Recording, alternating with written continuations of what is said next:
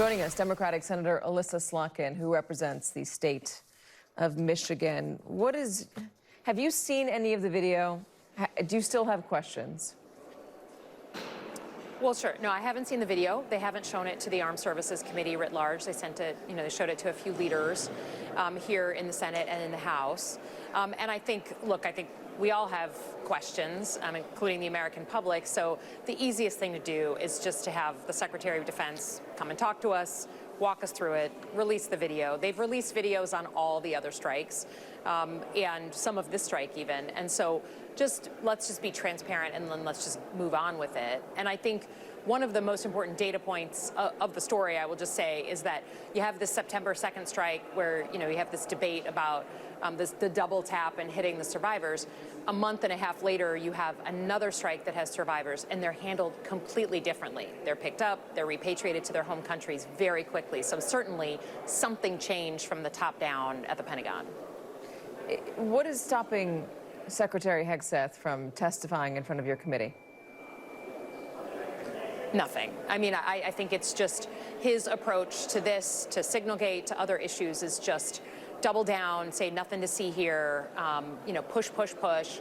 I don't think it's a tactic that works. Both Democrats and Republicans on our committee actually are interested in this. And it was interesting, we're about to vote on the Pentagon's budget. And there's language in there that says until and unless the Secretary of Defense releases the video, we're going to withhold his travel funds or part of his travel funds. And I just think it's interesting. That's a bipartisan bill that's now been approved and ready for vote in both the House and the Senate that are saying the same thing. Yeah, that is interesting. We'll see if it provides any results. There's some new reporting from Venezuela. I'm wondering if you've heard about any of this. The United States has issued fresh Venezuelan related sanctions, adding 6 crude oil tankers to its sanctions list, according to a notice posted on the U.S. Treasury website on Thursday, which could, I guess, mean potentially more seizure of oil tankers off the coast of Venezuela. Yeah, I haven't seen today's reporting. We've been in votes, but I would just say, the president has put an enormous amount of U.S. force into the Caribbean and off of Venezuela. He's clearly sending a signal. Now there's taking of commercial tankers. Americans have seen this movie, right? We've seen, if you're old enough to remember the run-up to the Iraq War, run-up to other wars. And I think, the fundamental question, again, is if we're going to have potentially another war, another armed conflict, what is the responsibility of senior leaders to come back to Congress and explain why we would be taking that force in the name of the American people? Well, Senator Rand Paul called this an initiation of war, the seizing of an oil tanker. Do you agree? I'm sorry, I didn't hear the first part of your question. Can you just repeat it? Senator Rand Paul had called this, the seizure of an oil tanker, an initiation of war. Do you agree? I don't know if that's a technical term, but it's certainly a new move and a more aggressive move. And when you combine that with the sheer amount of American military might that's now in the Caribbean, I think it's already cost $1 billion to move all that force into the area. It's certainly like a new data point towards what the president has been open about, which is he's interested in potentially in regime change. He won't rule it out. So I don't know if it's initiating war. I don't know that I'd go that far, but it's a new and aggressive step. What do you think of regime change? Nicolas Maduro is not exactly a good leader. I just think the American public, whether you're a Democrat or Republican, is pretty exhausted with regime change. I did 3 tours in Iraq as a CIA officer, and, regime change locked us into 20 years of war. And I just think, when you start a war, it's easy to start a war. It's harder to get out of one. And so I just don't know many people that wake up in the morning and say, I'm looking for another regime change conflict that we initiate. I'm all for going after drug smugglers. Again, I'm open to being creative. There is lots of room for bipartisanship there, but you got to show your math and to just explain what you're doing. Explain the groups that you're going after, the number of groups you're going after, and the intel behind it. Just be transparent and you'd have allies on some of this stuff. But another war, I think we should be having that conversation with the American people. The big topic today on Capitol Hill, other than these strikes or the tanker that was seized, is health care. 2 health care votes in the Senate, both of them failed. The Republican plan to put money into an HSA failed. The Democratic plan to extend subsidies by 3 years also failed. What's next?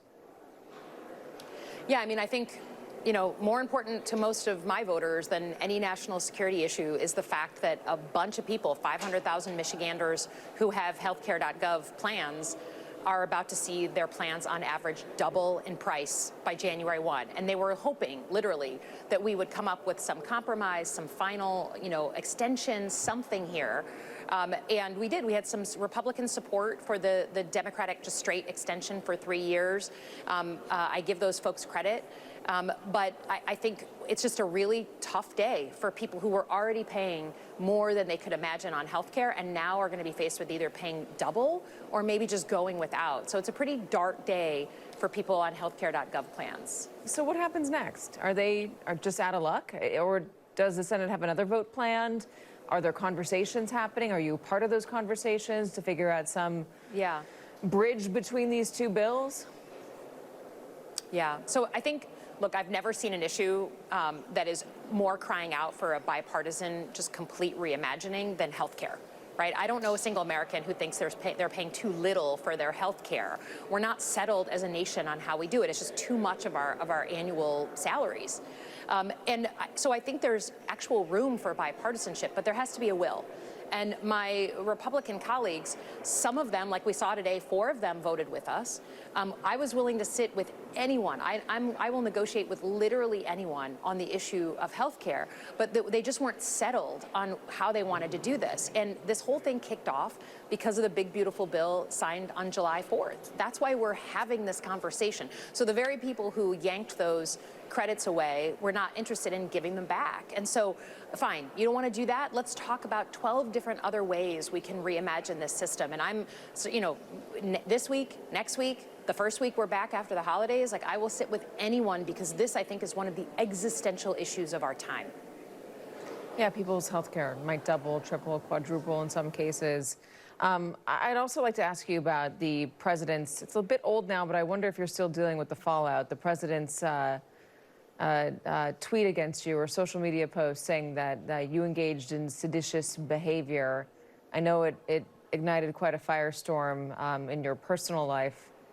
Is it still bad? Well, look, it's interesting. I mean, if the president of the United States is saying you should be arrested, tried, and ultimately hanged for what you say, it is amazing. It's like a light switch. The number of credible threats that the Capitol Police started to get, that I started to get. So they put 24/7 security on myself and Senator Mark Kelly. I still have that. They're here with me just off camera. They've targeted my family, my parents.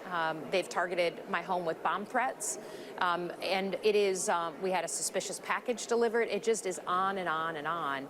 And, you know, for some of us, like, I don't like talking about it that much because I don't want other people, other great people who are thinking about running for office to say, you know what, I'm just not going to do this. But this is what happens when the commander-in-chief, the president of the United States, says you should be hanged. It allows everyone underneath the president to say that and worse. And I would not wish this on someone, no matter whether they're my party or another party. I would never want this for anyone else. Senator Slotkin, thank you very much, and I'm sorry you're dealing with all that. That is, it's not right against your family. It's not right against your parents. Certainly not.